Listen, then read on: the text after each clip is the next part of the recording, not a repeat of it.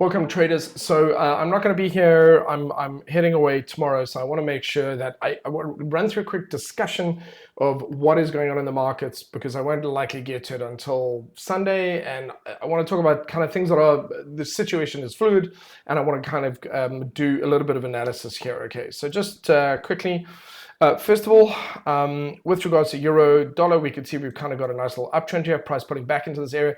We could actually see the market reverse and continue to head lower. That's very much something that could happen. Same thing here with sterling. It's come back to test resistance, and therefore we could see a trend continuation there within the range. So all of that kind of makes sense at this point in time. The weekly candle is still in play, which means it would actually ultimately finish, because it's broken the low, would very likely, and it's just going below zero on the MACD, is almost certainly we're going to see the dollar strengthen and start to reverse potentially between today and tomorrow. Certainly with Aussie dollar and a few of these, there's also some of that potential. So the stuff that really caught my eye is dollar Swissy. Dollar Swissy for me is definitely one of the things to take advantage of over the coming months. Very, very nice and bullish. We're seeing it's likely, I believe, that this is where all the best opportunities are going to be this year. With regards to the yen pairs, we'll see something, but I just highlighted that we've kind of had a really nice break of resistance on these and a pullback and nice little bullish candles. I'm going to quickly run through all the Swissy pairs so you could see so that you could see the consistent trend across all of them. So again, here on the weekly, we've got a break above resistance on the weekly candle. Price has come back to test it. It's gone above the 50, come back to test it. You've got the 50, 20, and 10 in a bullish formation, and price is starting to look good. So we've got some resistance up where we are here, but I think we're going to see all the Swissy pairs across the board to some degree or another continue to move higher, even starting this week. So let's have a look at pound Swissy. Pound Swissy is different in the sense that it has a very strong level of resistance right here on the monthly. You can see it at about that 1.14 level, but it's also pulled back, bullish formation, bullish continuation candle. So your pound Swissy looking bullish. Then we've got Aussie Swissy, also broken above resistance. It was range bound, bullish divergence. We've had a triple bottom. We've broken above that. We've come back to retest it, resistance as support, bullish candle here at the 50, 20, and 10 in bullish formation.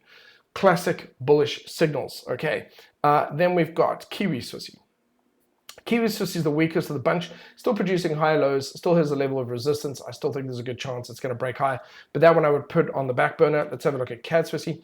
CAD Swissy, no doubt, looking at this beautiful uptrend on the weekly, a break above the 50, pulls back to test it, finds support, produces a swing low. MACD has gone bullish. We've got really nice bullish candles here. We have a weekly swing low. So that also trend continuation to the upside. I feel like there were a few more, but Swissy pairs, I think you get the idea. They look really, really good. Let's have a look at dollar CAD. Dollar CAD has, interestingly enough to me, produced a potential. Dollar CAD is so all over the place. It's very iffy, but it has produced a potential bullish candle over here. Bullish setup. So we'll see if that's going to be the case. We're going to see it continue to the upside. Also hints at dollar strength coming in. And so let's talk about the yen pairs. The yen pairs continue to trickle higher. Bank of Japan does want to change things, but the thing is that we could see these trends continue for several months before we start to see any real change in that. So for the most part, they continue to look really nice and bullish. We've had a pullback on the daily, break through a little bit of a consolidation and a break higher. We look at euro yen, also breakthrough resistance. So they look good. Yen pairs are looking particularly good. Pound yen is battling with resistance just where it is at the moment.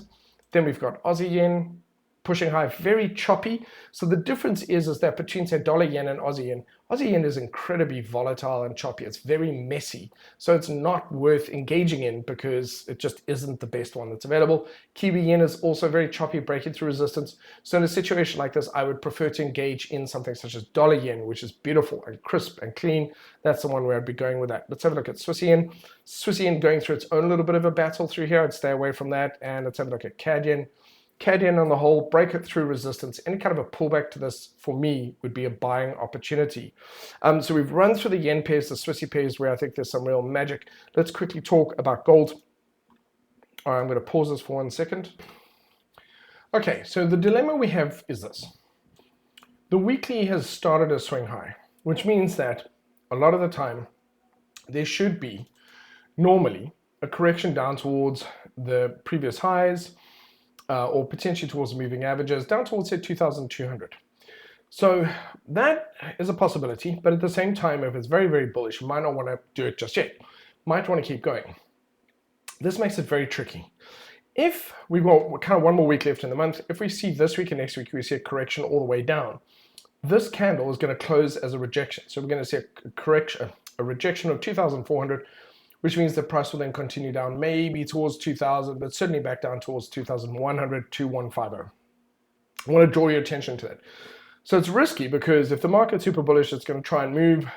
But if we do see it correct for 1 or 2 weeks here, we're going to get a different monthly candle, which is not going to be as bullish.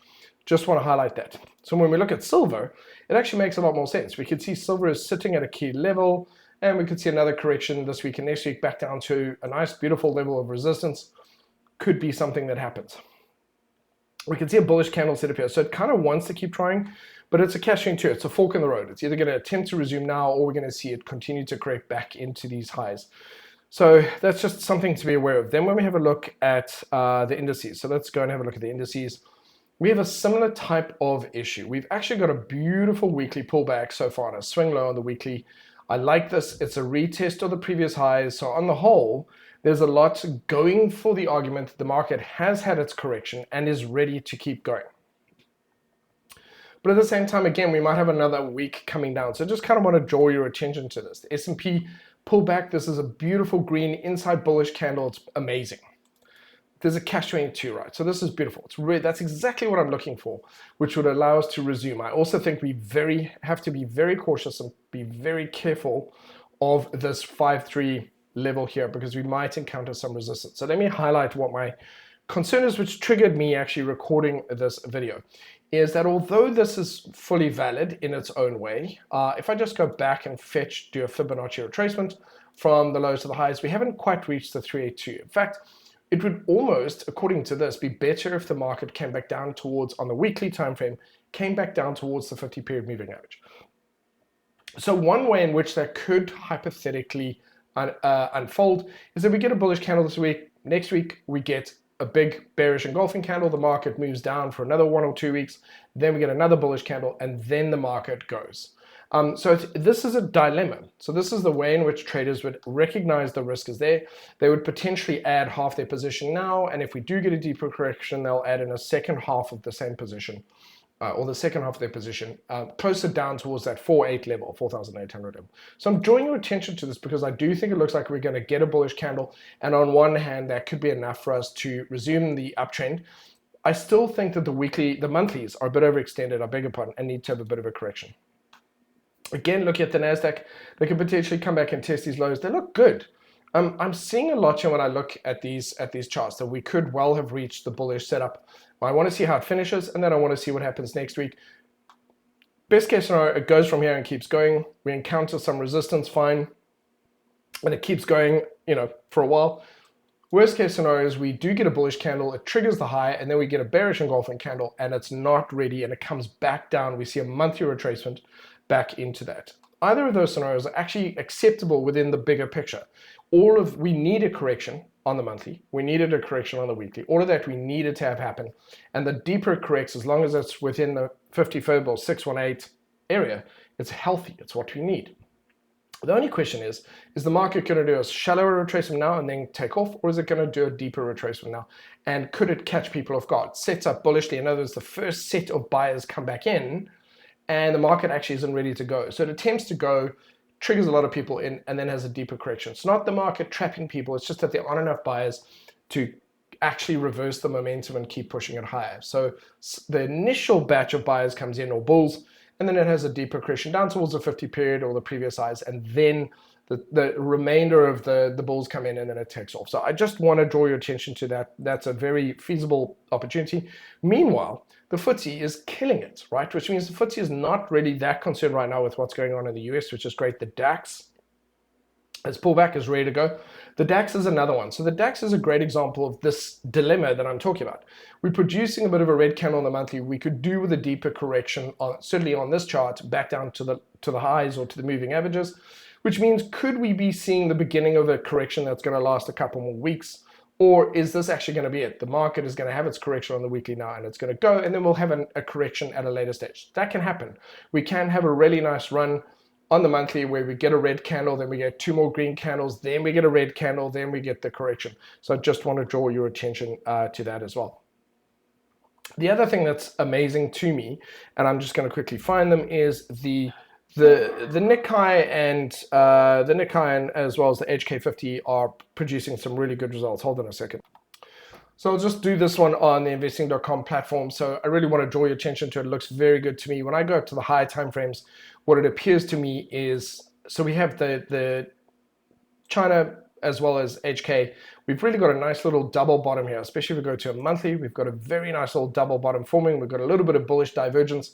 So the question is, are we seeing the lagging market start to turn bullish now? And I want to kind of draw your attention to it, because yes, we are starting to see some early signs of this. Let's go through, just do a trend line and just kind of bring some of this stuff down, just to kind of align in this, and we're very, very close now to starting to see this potentially start to pierce that.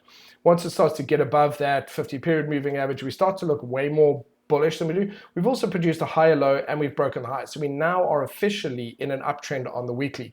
So again, looking very, very good, ladies and gentlemen. I like the look of this one. No, okay, so the point is just to draw your attention to, the market's ready to do their move. Let's have a quick look at a few of the others. We have Tesla, for example, that's gapped up on that. The trend itself is still broken through a lot of the key bits of support. I'm not convinced. I feel that it was just fugazi. I just feel like it was that the earnings call was just all things that happen in the future that aren't real yet, that with dates that like kind of hard to lock things down, and then when we get to those dates they won't be ready, but then they'll sell other things down the line that aren't ready yet, and blah blah blah blah blah. So I feel like this earnings call was absolutely shockingly bad, and it just felt like it was just more fraud happening, just continually selling people stuff down the line that isn't real, that hasn't happened yet, and talk of kind of robo-taxis in a year's time, but the FSD still hasn't been solved. So in a year's time, you're going to have a whole other market, like product sports market. At the same time, they're not canceling the Model 2, but now they are going to be bringing new cars. None of it really felt like a solid care plan to me. It's just annoying. Anyway, so just kind of we'll see how that goes. I anticipate that move will probably continue in the medium term. Apple, I'm looking to see if we get that nice strong move this week, if we get a nice little bit of a push on that. If the markets are ready to keep going, we're going to see that by the end of the week. We'll really see some signs of it. For the most part, to me, the markets are looking more optimistic. We're starting to breach their key levels. Basically, in this video, I wanted to draw your attention to the Swissy pairs, to the yen pairs, especially to the indices, those weekly time frames, and how the one or two different ways they could play out. So that's it from me. I do hope that you found this instructive and useful, and I'd be interested in your thoughts and feedback below.